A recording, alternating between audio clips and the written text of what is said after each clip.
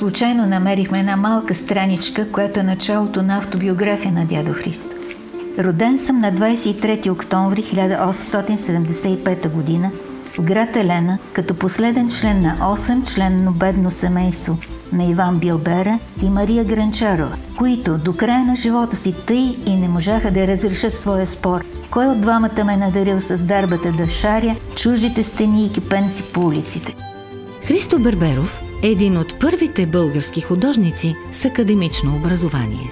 Активен участник в художествения живот в началото на 20 век, той постепенно преустановява своите публични изяви и се отдава изцяло на учителската професия и църковната живопис.